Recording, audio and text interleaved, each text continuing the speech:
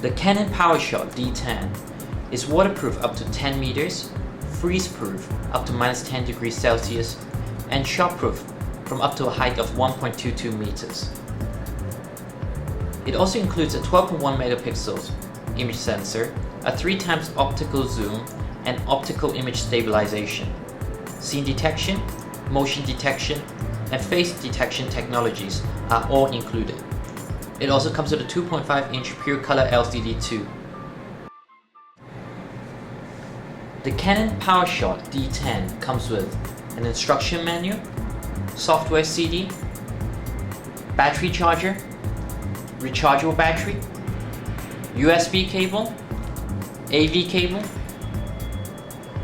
wrist strap with stopper, strap mount, and of course the PowerShot D10 itself.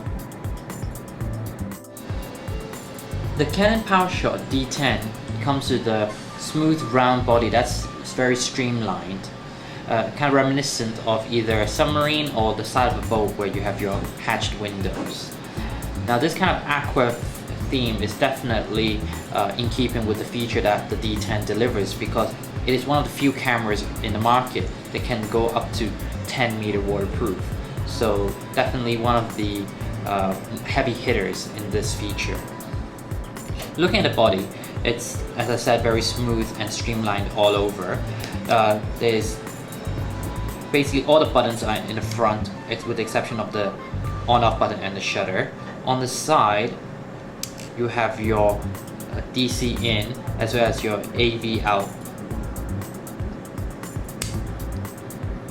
Now, at the bottom, you have your battery slot as well as your SD card slot.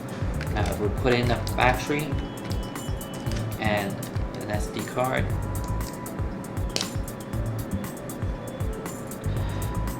If you have problems opening the bottom of the hatch, you can actually use the side of the stopper, which is actually a little bit like a hook, and you can actually hook that in to help you open the back if it's a problem.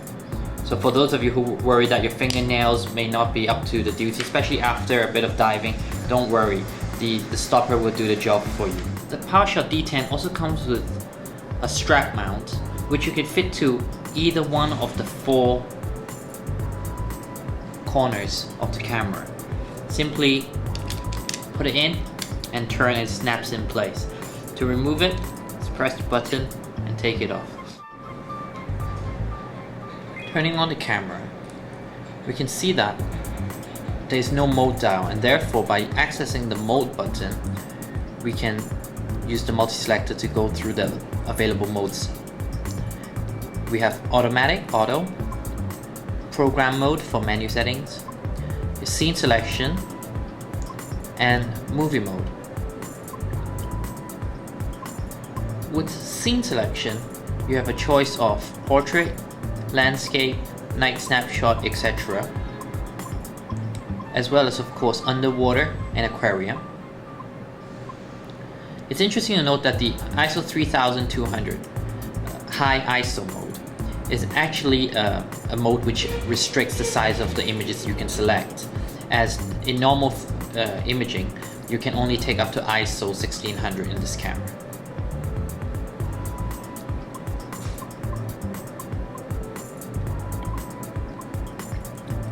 In movie mode, it's important to note that you can only take up to a maximum of 4 GB or 1 hour, whichever comes first. So if you're using a higher quality setting, then maybe it'd be the 4 GB limit, or if you use a lower quality setting, then it may be the 1 hour limit.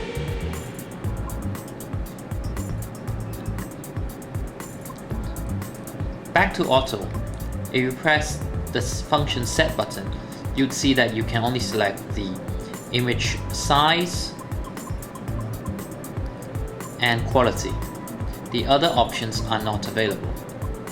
However, by entering into program mode, for example, you immediately free up the other options such as ISO setting, white balance, my colors, evaluative metering, or center weighted metering, spot metering, etc.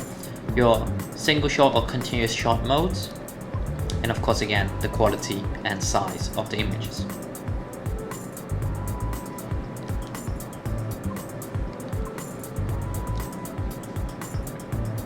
In the menu, you have your standard set of settings such as the autofocus framing, whether it's face or the center, the servo AF, digital zoom, AF assist beam, eye contrast, blink detection, image stabilization mode where you have continuous, shoot only, panning or off.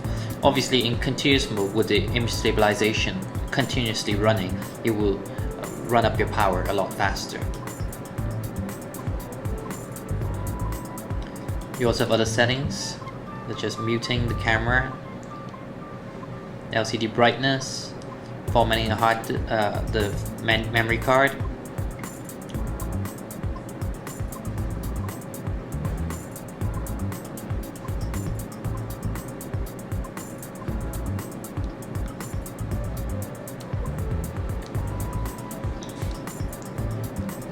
in the playback mode, you actually have different display. By pressing display button, you can have the time of the shot taken, the histogram as well as the related information such as the ISO settings and the aperture, etc. Pressing it one more time, it will actually take the point of focus and display it. So if you actually press the magnifying area, you can actually see the details, whether the image you're taking, if it's sharp or not. For quick reference, this is particularly useful if you don't have the time to go through it and look at all the different aspects, just focusing on the main point of focus and seeing if it's sharp.